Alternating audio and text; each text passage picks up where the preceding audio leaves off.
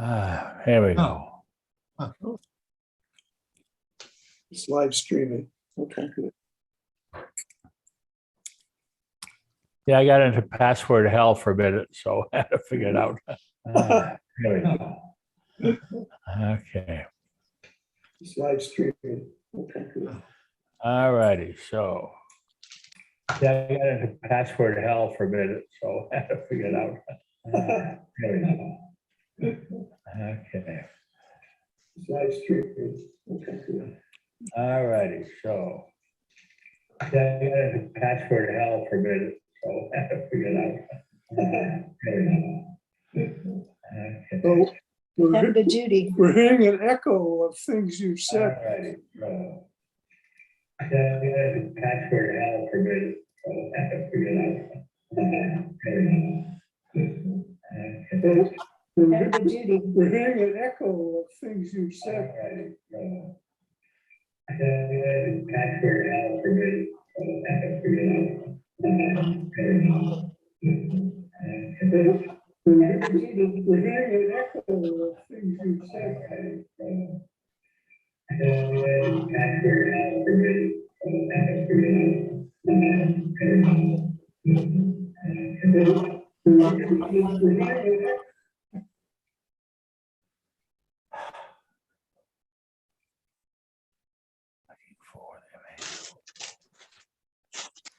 I think the echo went away.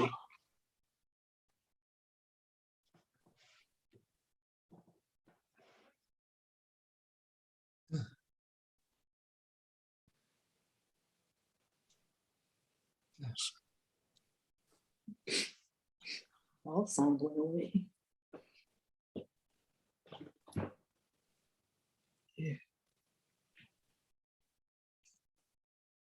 Alrighty.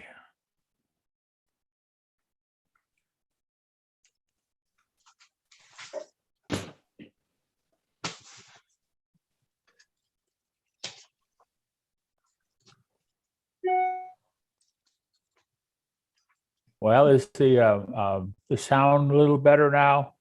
No more Yes. echoes? No more echoes. Good. I can't hear you guys though. It's Oh, you what's going can. on. Oh. Well, is the sound a little better now? No more Yeah. echoes? No more echoes. Good. Okay. Can you hear us?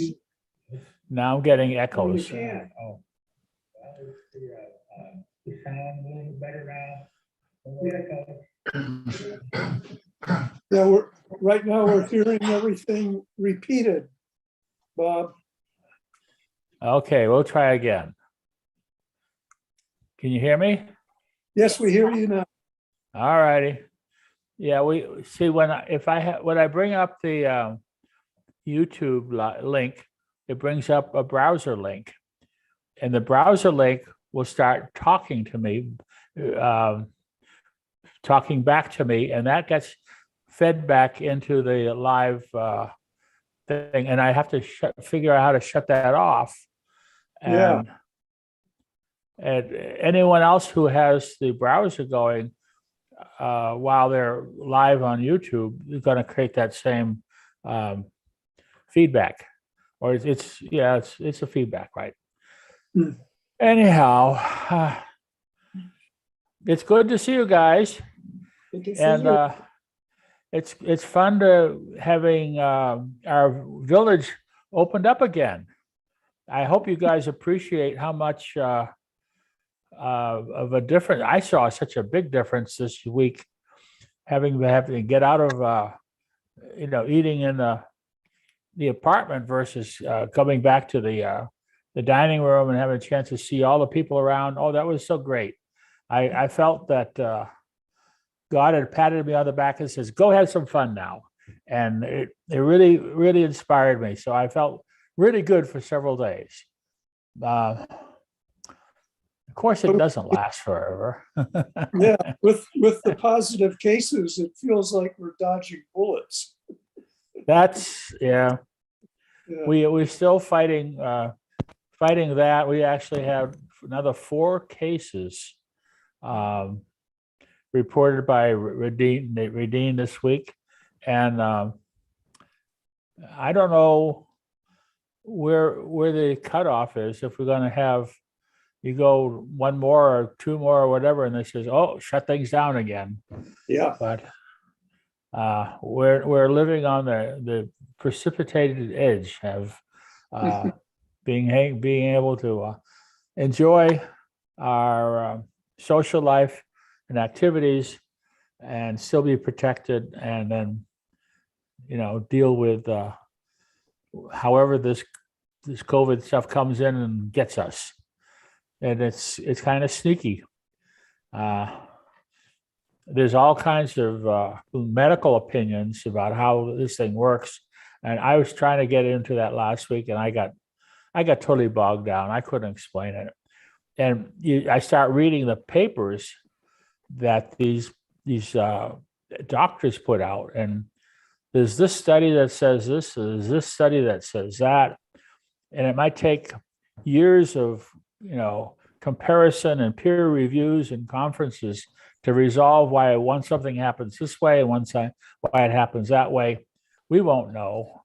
But if you try to listen to it on a real-time basis, we get totally confused. And what happens when we get confused? Well, we make our own decisions what we're going to do, what we're going to follow.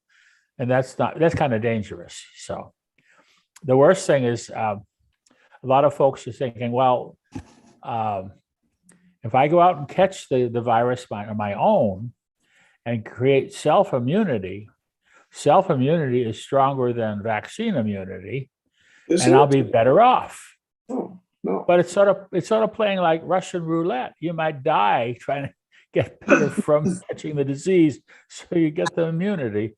So it's not necessarily a great idea to do that. So I would say better follow the instructions that we have. They're a little smarter than us. I hope they are anyhow. And we've been doing good following their advice, although it's kind of frustrating sometimes. So let's see what else is happening here at the village. We got our some of the games going back, and so the activity, the exercise activities, the gym and the pool. We haven't exactly opened up everything, and one of my questions is what's going to happen with the musical activities, the chorale and the chimes. And I guess, Judy, do you know anything more about that? Judy. I see you here, Judy, but I don't see any photo. Judy, can you unmute and answer the question? I There you can go. answer that. Okay, D, yeah, okay, D, I just talked to Judy Marks, okay, and she put the chorale and the chimers on the schedule for next week. for next week. Ah, You okay, have to wear your mask completely, Ah, everybody. okay. Well, we wear them until we start trying to sing, and then they sort of fall off sometimes. But Well, she might come and I know we have these, some of us have these singer masks, and they go way out, just like a I don't know, big long nose. And it's still hard, especially for me. If I try to sing loud, I don't have the air to do that. And the air come through the mask becomes a problem. I maybe should get my CPAP device and pump more air into my system. I was singing. I haven't tried that. Okay. But anyway, we have the dining reopened, and that's great. And people are starting to get back and talking to us. Well, hey, come to dinner with me tonight. Come to dinner with. And so we're doing all of the joining up with each other, and that's really great. So we're making some progress here, but let's see how far it goes. The memo come from Nadine this week that we have 4 positive residents and 4 positive testing of the staff. And I guess we can live with that, those numbers. hopefully they won't go up any further. And it hasn't really changed that, but there's going to be more of an emphasis on wearing masks. So one of the things I wanted to talk about and show you today is the stuff about wearing masks and how to deal with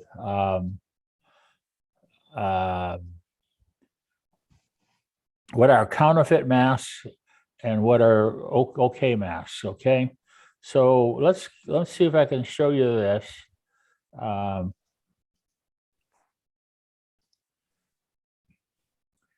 So here's a little thing I put together saying how to find a quality mask. It's from the New York Times. And what it goes on to is talking about the N95 mask.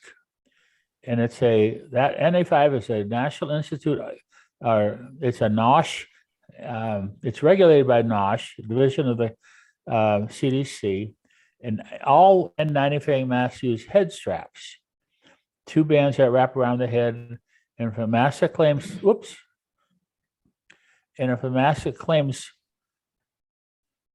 a minute, let me get this out of here. To be has and ear loops, it's most likely a fake. So these have the bands that go around behind your head, and those are really good because for people like myself who have hearing aids, they don't interfere with the hearing aids that are on your ears. Okay. Next is the KN95, and it's similar to N95, but it has ear loops and it meets the Chinese standards for medical masks. And they prefer them for comfort. And while you can find legitimate KN95, the supply chain is riddled with counterfeits, little regulation over the product. 60% of the KN95s in the United States are counterfeit. So I'll come back to that. And the KN94 is a mask that folds flat, and it's designed for the consumer market, and it's a Korean mask. And does 94% of the particles. Heavily regulated in Korea, which lowers the risk of counterfeits. However, some fake masks in China may be K94s. So you got to do your homework. A K95 should be stamped with text, including the name of the manufacturer, the model, and this GB 2626 2019, which is a reference to the quality control standard approved by the Chinese government. And if your mask has a GB number that ends in 2006, just check the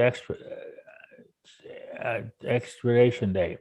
The K94 mask won't be stamped with text. The package should say made in Korea, include the product name, manufacturer, and distributor. Each mask should be packaged individually, flat tape wrapper and textured border. The mask will also have an expiration date, lot number, and mask carry electrostatic charge that all have expiration dates. If your mask comes with a Korean importer, the information on the mask will be in Korean, but they're now trying to translate that. And here's another example. This is a KN95. It's made in China. It has that GB 2626 2019 number, and that should be good. Okay. So that's a little information. Now, the government came out and said, well, besides trying to get test kits to us, we're going to try to get free masks to us. Of course, by the time they get that, most of this problem we're having today might be over. But anyhow, I ordered some from Amazon with the head straps as opposed to the earlobes, because I have this issue with the hearing aids, but I don't know if I'll ever see them because it's 2 or 3 weeks for delivery on the damn things. So we'll see how it goes. So that's, yeah, Don, go ahead. Is there any reason that we can't convince Front Porch or Walnut Village to establish a point at which they buy what they know to be a real, honest to God, proper mask, and then we buy from Front Porch or Walnut Village? Right. I love that. Yeah. Well, that's a Yes. good idea. It may be too logical for the people here. Um, we talked about that last week. And the next thing was, well, some people were getting on their own. And the dean wanted to know how big of a demand there was, and it sounded like a major issue. I mean, they are available if you want to go out there with due diligence and be careful what you buy. And I just wanted to, I'm thinking Yeah, also, Bob, that even though I'm wearing a proper K95 mask, somebody else who purchased one of their own may have a defective or a fraudulent mask, and they are then able to transmit to others. And I think that if we had a standard of care with a standard purchase price and a standard place to buy them, we'd be a hell of a lot better off. okay, well, I don't disagree with you, but I don't want to take up that crusade. If you want to try to take up that crusade with management, be happy to do so. Don't we have here a young lady who was supposedly in charge of our health programs and all, and could arrange to do that kind of stuff? Well, I'm thinking of Pam Lowe is, yeah, she's the lady who's helping us wade through all the medical issues. And I don't know that she's got the time or resources to do that, because they are short of staff around here too, you know. So we're having to deal with all of that, people on quarantine and testing positive, that they don't have the resources to have them jump in and help. Well, I know I don't want to, I don't, I know they're not short of staff when they want to deposit my rent check. But I do think that let's put first things in first, in order of importance. Right at the moment, to me, COVID-19 is a major issue. yes. And if we have to make a determination of if Pamela doesn't have time to do something else because the KN95 mask is her responsibility, I'm going with the K95. Well, I'm going to go with N95s myself instead of K, and I'm going to buy them from a U.S. supplier, and I'm going to have the long headbands, Yeah. and I've already ordered them, but it's probably 2 or 3 weeks before I get them. You'll be okay. And as long as we stay in a fairly good protective cocoon around here, the masks are important, but changing from what we have to a more important mask, it's not going to be a drop dead issue. Judy, go ahead. I'm sorry, I didn't hear your earlier discussion, but my question is the N95 washable, or do you reuse it? How many times would you wear it? Do you just throw it away after one use? Burn For the people who wear them all day, I think they consider them disposable. For the people like us who may wear them for 15 minutes at a time, I'm sure we can wear them probably for many days or a week. And then whether or not we can wash them or not, I think that depends on the product itself. And I don't know the answers for you, but it's how long you use it on a day-to-day basis, whether or not you have to dispose of it and so forth. That's what I understand. Okay. Let's see what else I wanted to cover about the masks. The other key is you got to watch out for the fakes and so forth. And we covered looking at things like that, and just do your little due diligence while you're shopping, whether it's from Amazon or from eBay or a lot of those other ones. The key thing they were talking about is using reliable sources and looking at the product details and the serial numbers and all that sort of stuff. Okay.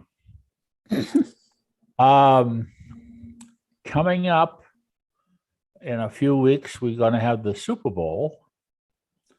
And to get to the Super Bowl, we got to go through the playoffs, which gonna keep the football fans occupied this weekend, Saturday and Sunday, because we've got 8 teams, having to narrow it down to 4 teams this week. And of course, if you're anyone like myself, you might be a Rams fan and hoping they get through and get beyond the Tampa Bay Buccaneers with I guess with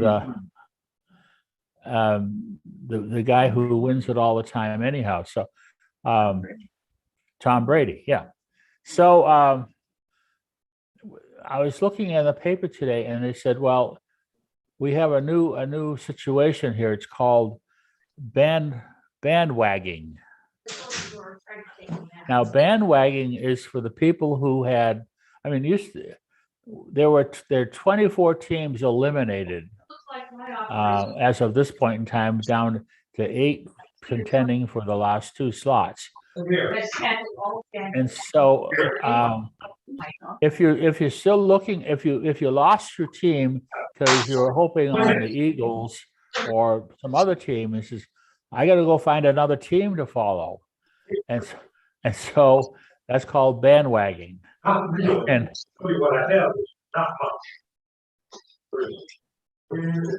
And somebody's but you need to mute. And so now's a good time to start bandwagging to figure out what team you would like to follow, and abandon your old favorite team and follow a good possible winner. And so I'm sure a lot of Clippers people are going to bandwagon over to the Rams, and hopefully we have a West Coast team that can get back into the Super Bowl. But I don't know, you guys, if you're Super Bowl fans or not, are you interested in all this stuff? The basketball. Okay. All righty. Well, okay, I'll move on. Let's see what's got going on. We got, whoops, I hit the wrong button here. That's what I want. Okay. So let's see. We have, and I understand from Betsy that Judy is planning to have some kind of a Super Bowl pool, and we may have to put out $1 or $2 and try to see if we can make a little money on the game here. But we'll see how that works out. Okay. That's a couple. All righty. Mac, I'm gonna mute you, Mac. All right. So one of the things that I've been working on is trying to move on as the computers that I have, one becomes obsolete and I move on to the other one. So now I have a Mac that I am going to make available as a loaner. If anyone is interested, and let's see if I can show where the picture is.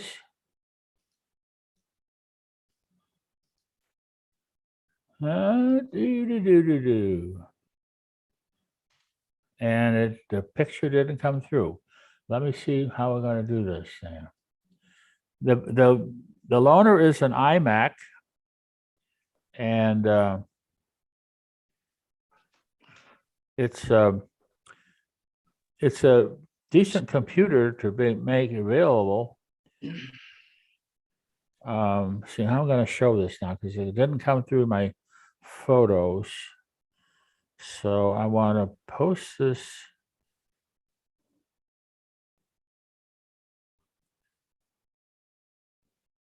Let's see.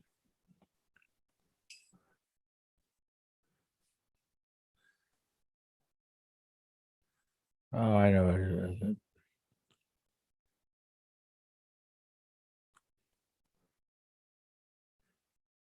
No, that's not what I do.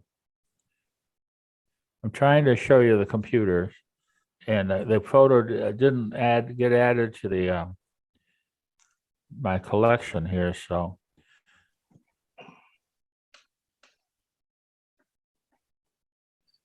let me see if I can copy the photo.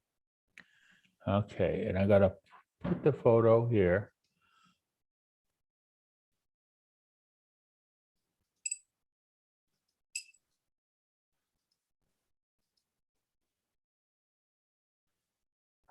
Okay. Oh boy.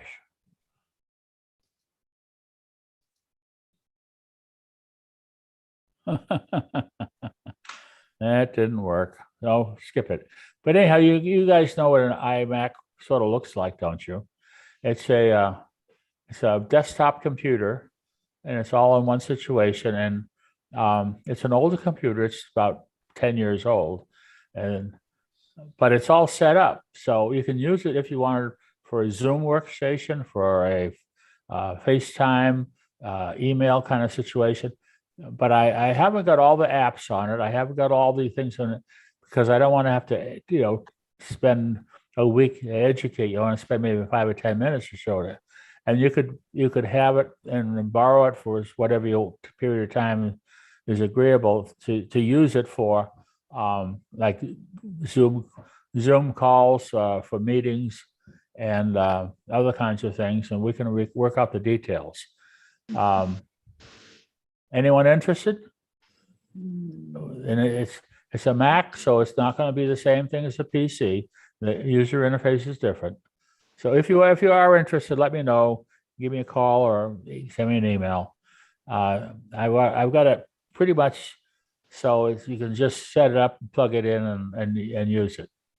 And hopefully, if I can find a user, that's one thing. Otherwise, it's going to be turned into the Apple Store for a credit for buying something new. Okay. Judy? Bob, you could take a picture of it and put it on one of those stand-up notice board kind of things in the Post, and tell people to get in touch with you. Yeah, I took a picture of it earlier today, but it hasn't got around to being updated to my my library here. So that's why I was going to show it to you, but I can't because it's not in there yet. So I have an announcement. yeah.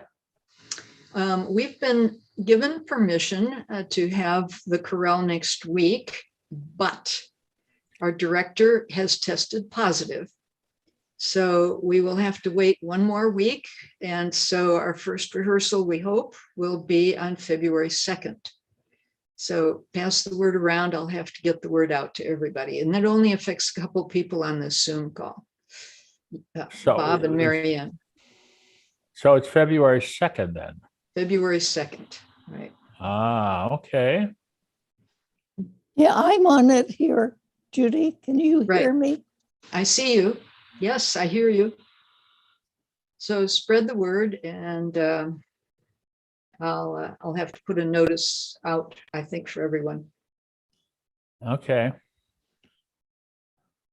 Judy Marsh has been telling everyone that we could have chorale next week, so that's going to be confusing until we get the word out that we're not going to have chorale next week.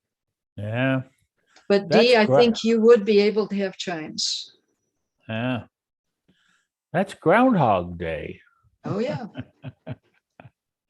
All righty. Well, Let Dee we answer. got Talk to Judy. spent a lot of time spending out the music and getting all things organized, and hopefully welcoming a lot of new members and everything else. So that'd be great. Okay. Last week, we were talking about communications around in the village and how we can improve things. And I brought up the case that we had a need for, I won't call it emergency communications, although that sort of exists too, but urgent communications where paper doesn't really help. And then there's other cases where it'd be nice to have convenience to look for what has been published without having to go revert to paper. And so I wrote a concept, and we talked a little bit about maybe having a voicemail-based technology that we could use that would add on to our existing telephone system and get voicemails to explain what's going on. And I wrote up a concept paper and sent it in to Nadine. She responded and says she wants to talk to Front Porch about this before we go forward, so we know what's feasible and that kind of stuff, and what's in the realm of possibilities from a Front Porch capability, because they run the telephone system for us. So we're waiting back for Front Porch to make an acknowledgement of that in the next week or so. And in between then, or since then, or a couple of days after that, Michelle Foyt has sort of organized a meeting about communications within the village and sort of a brainstorming session in the LLC on February 2nd. So maybe that whole thing will work together if Front Porch comes back to us and says, okay, we would like to have good discussions about what we really want and what we can do. And then Michelle has already set up the LLC for discussions on that. So the two things sort of independent, but hopefully the same subject. Judy? What time? Does it overlap with Corel? No, she set up from 1 to 3. But yeah, Okay. I told her, I says, we got Corral at 3. She says, well, we should be over by then. So we might have a 15-minute overlap, but we can work that out. So There's also supposed to be a Front Porch meeting sometime soon that's been canceled, postponed, and that was to be on a Wednesday. So that was with Jill. Okay. I don't know if she's rescheduled it yet.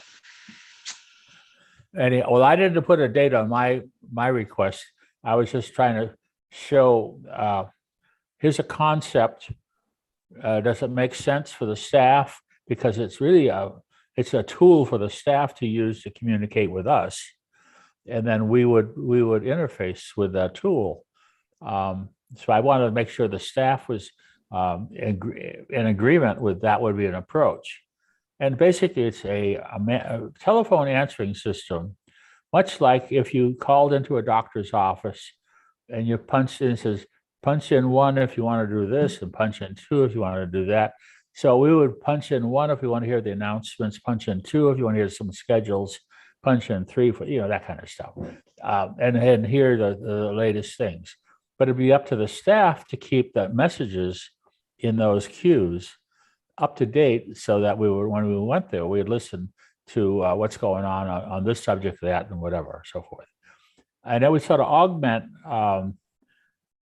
what we could do on Channel 81, but it would be more universal because it's using a telephone system, not a TV system, which is limited to just the folks who have that TV setup.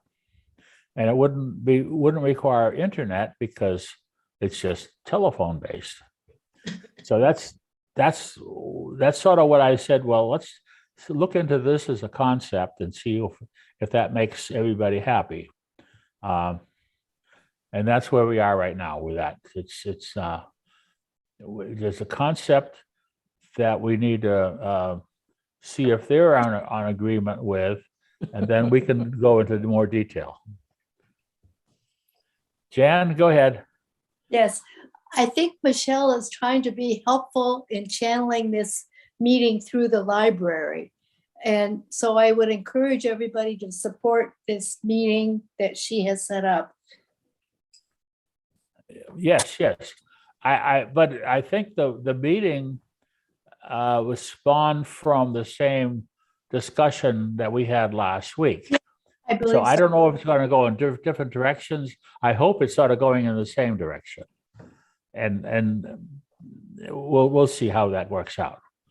I haven't talked to Michelle about that since then, because I was waiting for the dean to get back with me about what her opinions of the ideas were, and she really hadn't made a opinion until she's talked to the IT people in Front Porch.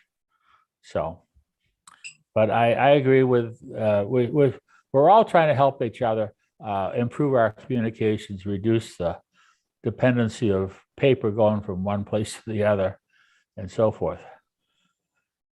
Anyhow, so okay.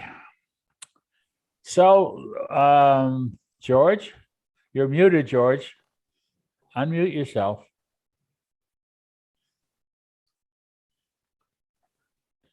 Just hit the space bar, that should work. Okay. At last meeting, I sort of vaguely forwarded an idea that went over like a lead balloon, which was the concept of a PA system. Does anyone know why we're so much against the PA system here? I would welcome thoughts. Well, if I was taking a nap, I wouldn't appreciate a loud PA system. The PA or the broadcast system is not what we're looking for as a informal type of communications, because it sort of interferes with everybody. What we're looking for is a on-demand type of system where if there's information you're needing, there's a place you can go and seek it and retrieve it. The PA system doesn't work for that. Judy? I think that it feels like you are in an institution if you have a voice coming at you when you're doing other things, like you're being in a hospital or a mental institution, or you're being taken care of. And I think that would Big make Brother's us feel coming after you. very dependent. Yeah, and they could have put one in and they chose not to. Yeah, I actually had a comment from Betty Dauber that they had a system in the early implementation of Walnut, though it's called the Intel system, and there was a box on the wall. It's sort of like an intercom system, and a lot of the folks said they didn't want it. And it's sort of like there's a box you could go walk up to, and you could call other people or talk to them on a voice basis. I don't think it had text or visuals or anything like that. I don't know the details of it, but maybe if you talk to Betty Dauber, she might know more about it, or somebody else. And it was on a trial basis, and they shot it down. I guess the folks here didn't think they needed to have that kind of communications and so forth, and so forth. So it never made it. Well, we did have a tablet on trial. We were a beta test for a tablet where we could send messages to other residents, and they took it away from us. And I don't know what kind of feedback they got, but obviously it didn't go. Yeah, the tablet, to put an extra technology in for people's hands if they're not ready for it, is a long-term implementation, and takes a lot of convincing and everything else. I can speak to that, having been in an industry and trying to teach people how to get off the drawing board, the engineers to get off the drawing boards and use a computer for drafting. And it wasn't an overnight, it took 2 years with a lot of extra training. And the job was easier than the people who made the conversion they ended up saying, "Oh, I'm worth better, and I can go out and get a better job for more money." And a lot of them did. They left Rockwell and they went to Northrop. So I ended up being a training ground for these guys, and all the slugs, left behind. This is, well, I still don't want to use it. And so there's a lot of issues introducing new technology. So I don't want to get into all that, but so we want to try to find a solution that'll help us without, creating new problems. And a lot of the problems are going to come from introducing new technology. Telephones are pretty straightforward. I hope we can deal with those.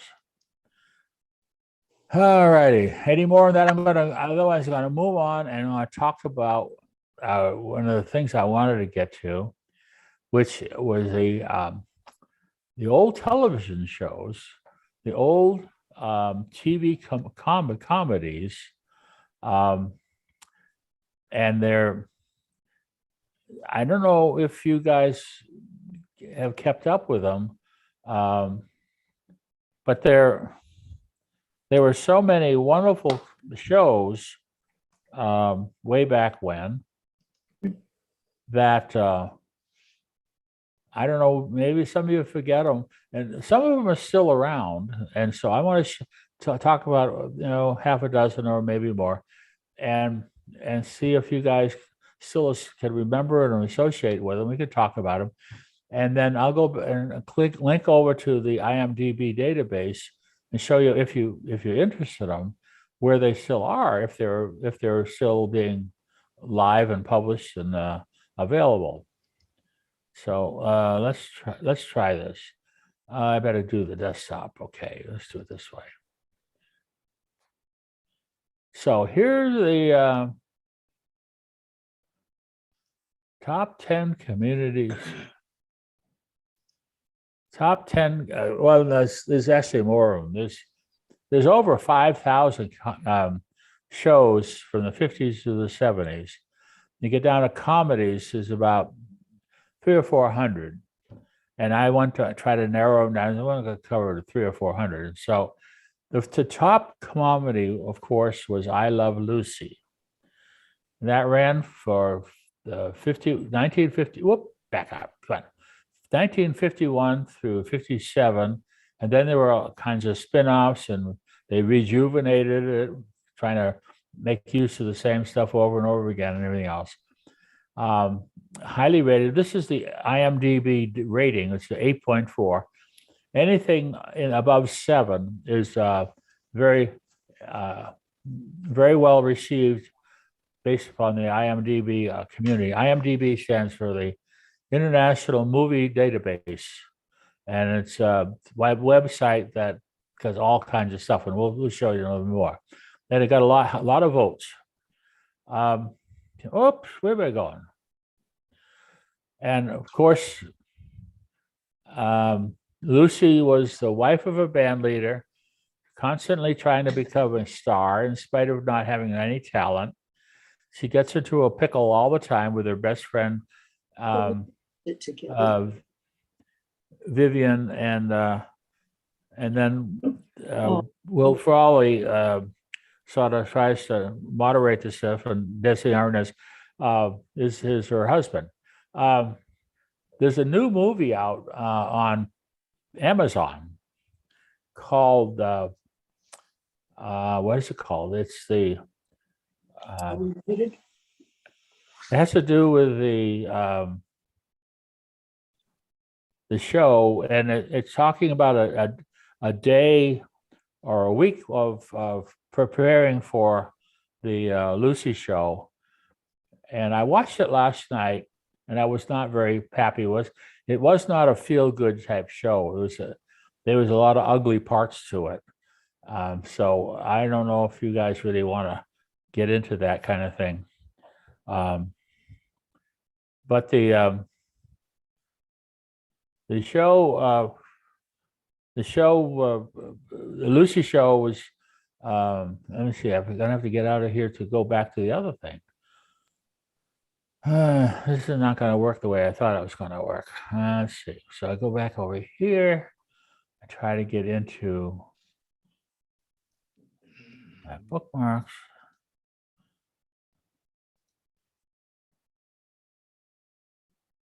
And let's see, now I'll go back. And I gotta do this.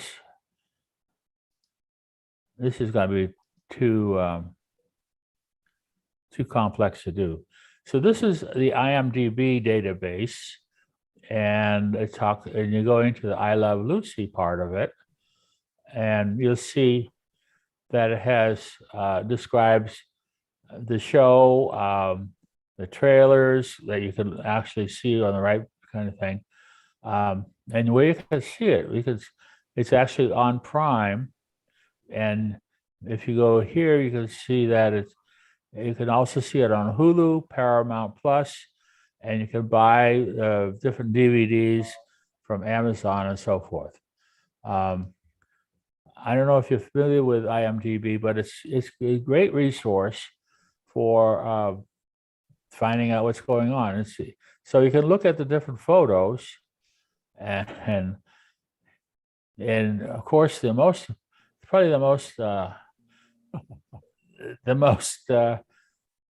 craziest photo was her working on the production line. This is one where she's looking at with chocolate. But what was the other one? It was all the stuff was going by on the conveyor belt, and that was really funny. I can't remember all the details of that. But anyhow, you can go through this stuff and find funny little parts of this stuff, and you say, "Oh, geez, these were good times. These are the kind of shows you don't see anymore." But we have them available to us, and so I want to see. And go to the next one, and the next most important one.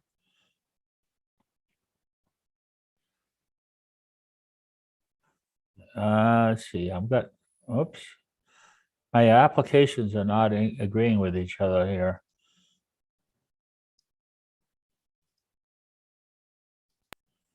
So here's The Honeymooners. This is a Jackie Gleason comedy. And that was on in the 50s for 4 years. Notice it's a high rating, but not too many votes. And it's all about he being a bus driver and his sewer worker friend, Art Carney, and how they're going to strike it rich while their wives look on with weary patience. It was a lot of funny little things going on in that show. That was one of my favorites. I think it was on Saturday nights, and a good way to spend it. You don't see those kinds of shows anymore, and it's a shame. So if I try to show you the bookmark for that,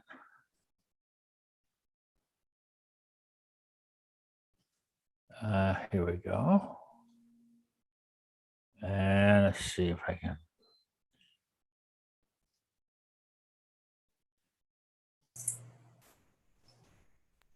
There we go. So this is the IMDb database for the Honeymooners, okay? And you could actually play this. This cult could come back at any time. Oh, we gotta add. We gotta go through here. This is my family, and I will not. But it gives you a chance to get a sample if you want to show some friends or your kids.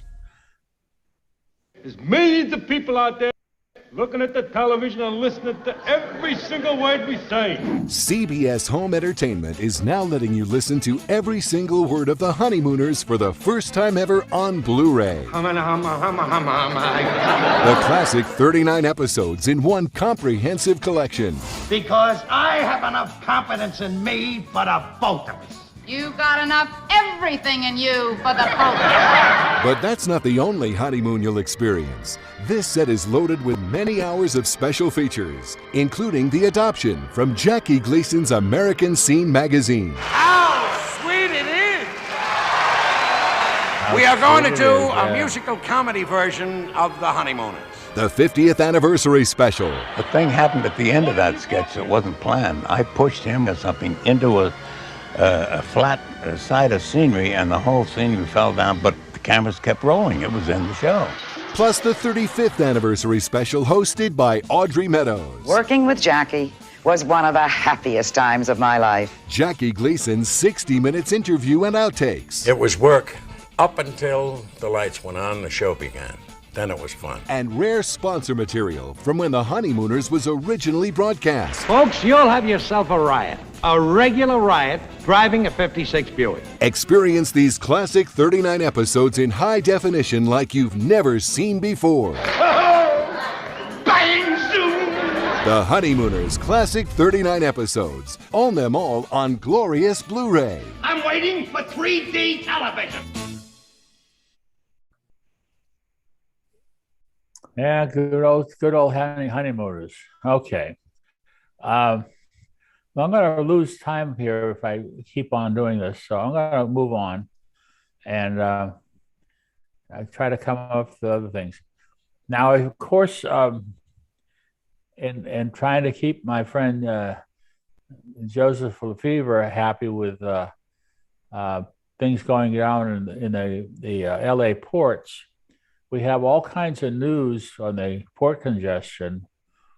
We talked a little bit about the problems that we have because of the LA looting. And the looting was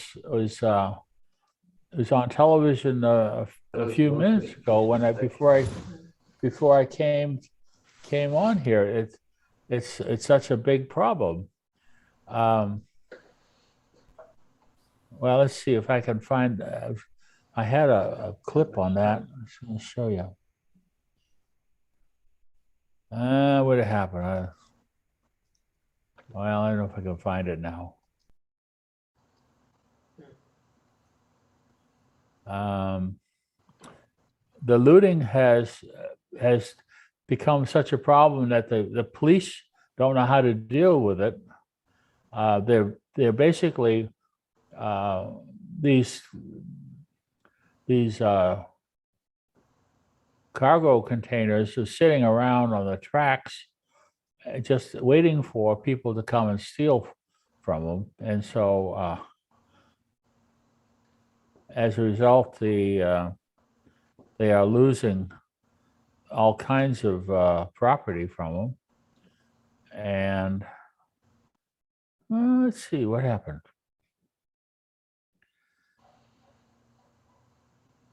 I'm going to go on that one, okay? Oh, here it is. Here it is. Okay. I think we see. There we go.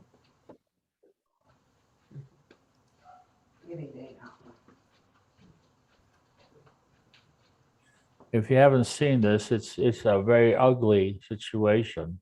This is the LA Times about the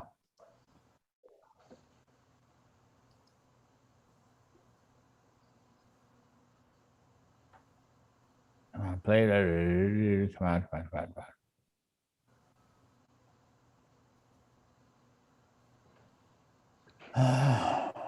Got to pay for this stuff, so got to watch ads to do that.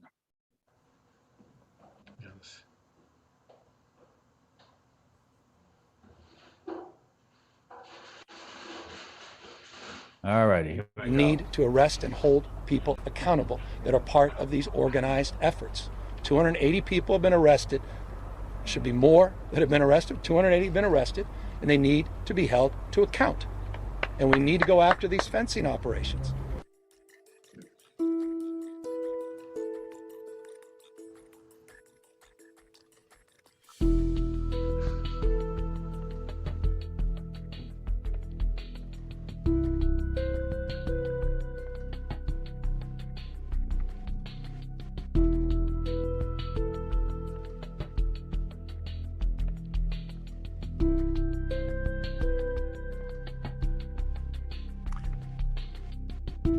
Now the problem is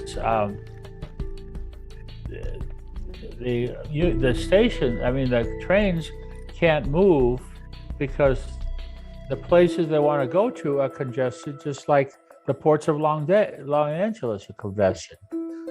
And they haven't figured out in the train systems how to get people to guard the trains when they get snarled up and have to sit idle. And therefore, the criminal element comes out and starts robbing the trains.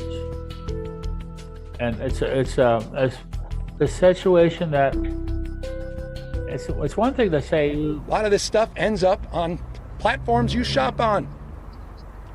I promise you, all of you, some of you have bought some of this stuff that was not in those boxes because they ended up on some online platform at a remarkably discounted price. You ever ask yourself how anyone makes money at that remarkably discounted price? Across the spectrum, we have to do a better job. Yeah. So anyhow, so that's where we are now on the problems with the ports, and it's really not getting any better because one thing is causing another problem. Or one of these things, it's kind of sad. So instead of talking about all this sad stuff, I want to talk about show you some fun stuff here. So let's go and let's see if I can do this.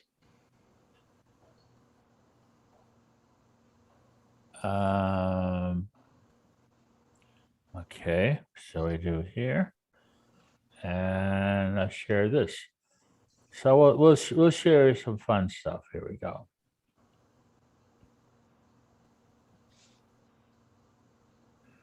Where is the? I'm going to do it this way.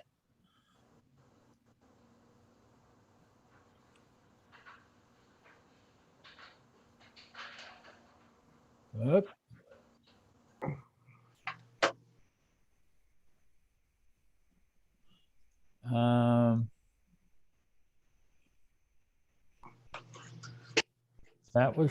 I want to shut this off. Come on.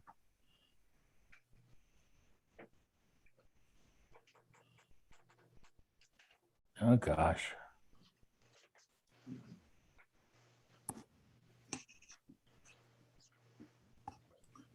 I'm having a problem trying to shut things down.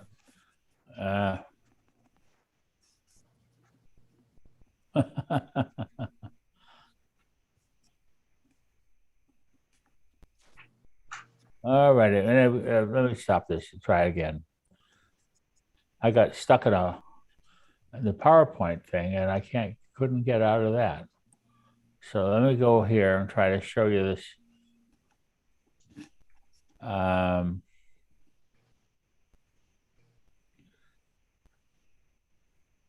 Oh boy.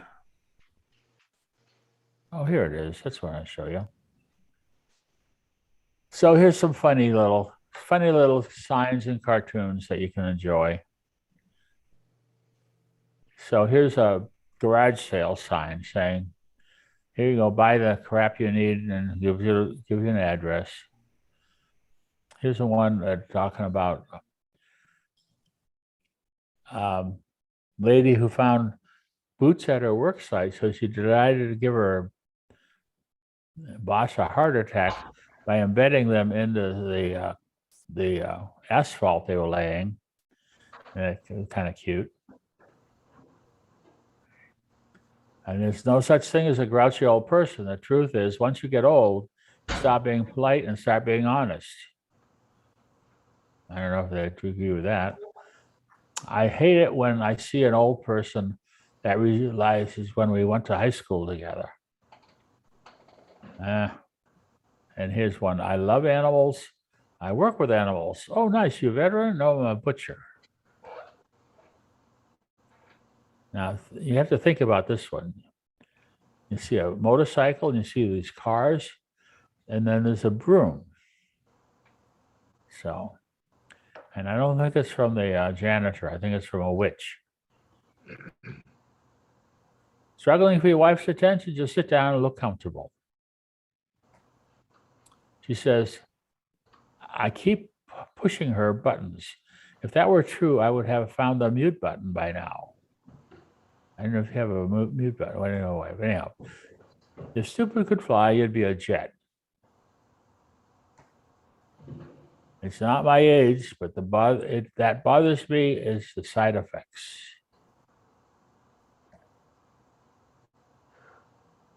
And this is a cute one. So you're telling me you'll drive a mile to the gym to walk a mile on a treadmill.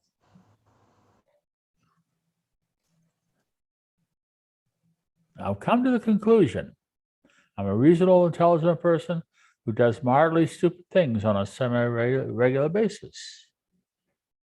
That's kind of rationalization, isn't it? And this one, beer is now cheaper than gas. So drink, don't drive.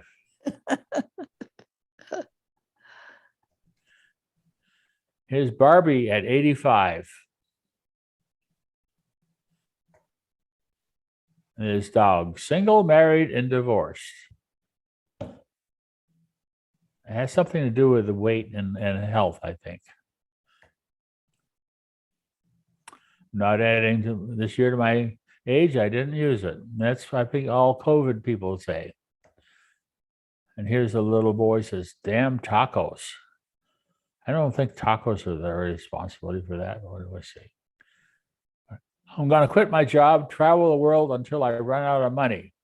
I estimate that I'll be home again around 10 tonight. Whoop. Bless me, Father, if I have sinned. Last night I killed a politician. And the priest says, my daughter, I'm here to listen, not to your sins, not to your community service work. I guess he sort of agrees with that. When I was young, I was poor, but after the years of hard work, I'm no longer young. Okay. So, and I have a couple more. I always have to finish with the puns that I find for the week, okay? So let me show you the puns we have for this week.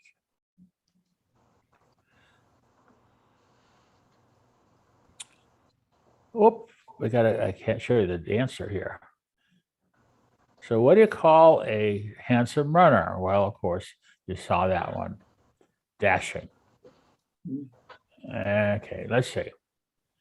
What is the biggest ant in the world? Jemima. An elephant. Is an elephant. And I think, what do you call a crate of ducks? Box of crackers. Box of quackers. You saw that. All righty. Why did the clock get removed from the library? It talked too much. There we go.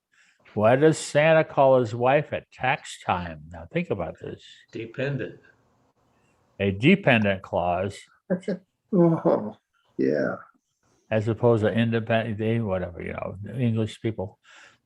Okay, what do you call a woman who sets fire to all her bills? Bernadette. All right. Now this is kind of cute. Where do hamsters come from? Amsterdam. Oh, Amsterdam. Oh. There we go. Another geographical one. Where do ghosts prefer to swim? Lake Erie. All righty. And here's the last one. Why did the runner quit the race against Bigfoot? And a cute little guy here. All righty. He couldn't face defeat. All righty. Well, that's all we have for tonight. Let you guys set up and get ready for going to dinner and happy hour and all that sort of stuff. So I hope you enjoyed getting together today. we probably have a lot of other stuff to talk about. But we'll work on it. It's kind of hard for me to try to figure out universally how to make all you guys smile at the same time, but I keep trying. So have a good week. It's been We'll good. see you next week. Thank you, Bye-bye. Thanks, Bob.